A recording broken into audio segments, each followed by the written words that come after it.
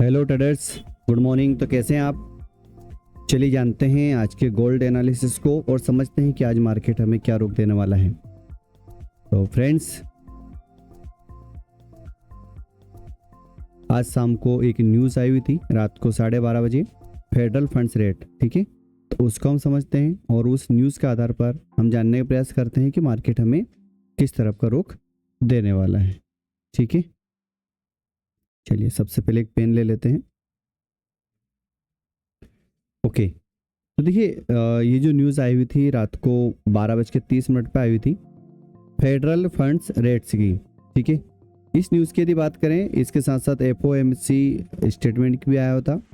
Previous था 5 और अभी आया है 4.75 और फोरकास्ट भी किया जा रहा था कि 4.75 भी आएगा, वो आया हुआ है। ठीक है, इसके इफेक्ट को जानते हैं, क्या इफेक्ट रहने वाला था। तो देखिए, फेडरल रिजर्व लेटेस्ट रिलीज ये न्यूज़ है और इसमें बताया जा रहा है कि एक्चुअल या greater than forecast is good for currency.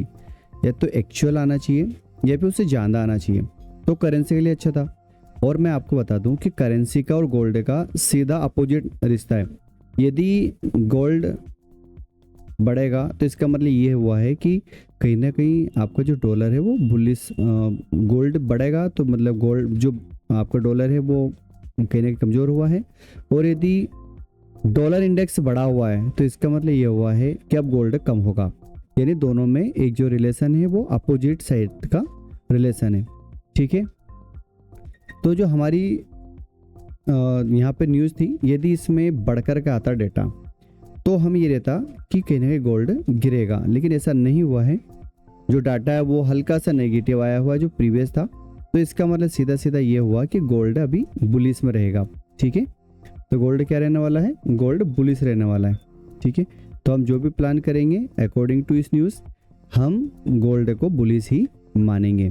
अब ये कहाँ तक बुलिश हो सकता है, तो इसके लिए हम चलेंगे हमारे टेक्निकल एनालिसिस पे और उसको जानेंगे कि आखिर ये कहाँ तक बुलिश हो सकता है अकॉर्डिंग टू इस न्यूज़ के फंड रेट्स के अकॉर्डिंग। ठीक है, चलिए तो हम चलते हैं हमारे टेक्निकल एनालिसिस पे।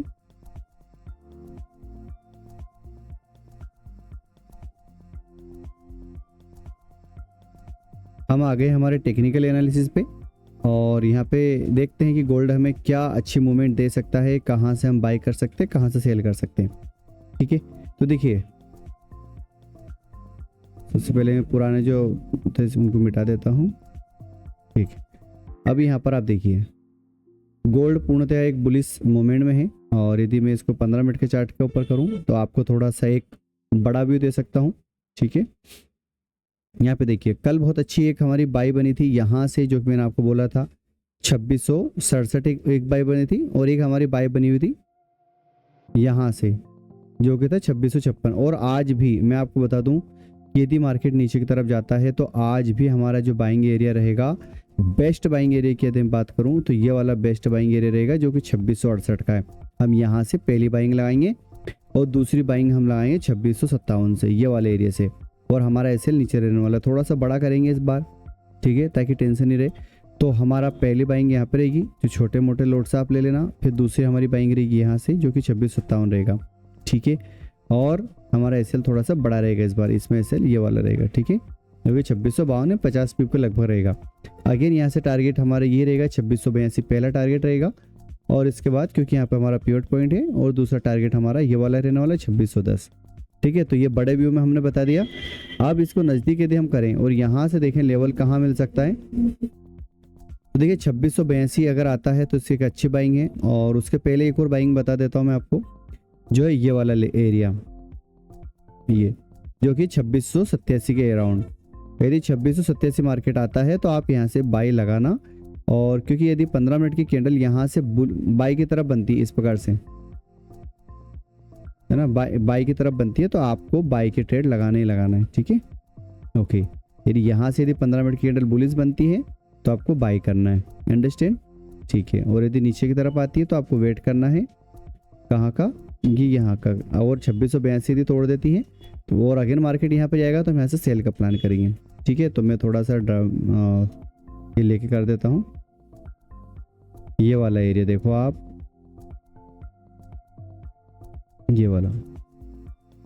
यदि मार्केट इस एरिया को ब्रेक कर देगी नीचे की तरफ तो फिर हम सेल प्लान करेंगे। यदि ये साके ऐसे तो हम फिर सेल प्लान करेंगे और यहाँ तक आ जाएंगे।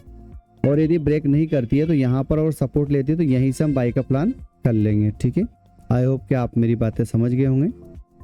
ठीक है, और इसी प्रकार से यदि हम जीजे की बात करें, जीबीपी जेपीवाई,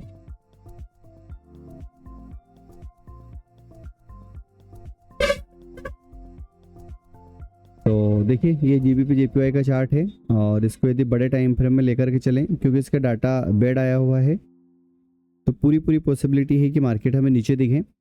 तो अगर आप एक अच्छी पोजीशन लेना चाहते हैं तो सेल में आप प्लान कर सकते हैं। और सेल प्लान कहाँ से कर सकते हैं आप, ये वाला एरिया है ना 198.96 से आप सेल प्लान कर सकते हैं। और इस प्रकार से मार्केट का पहला टारगेट 197 और दूसरा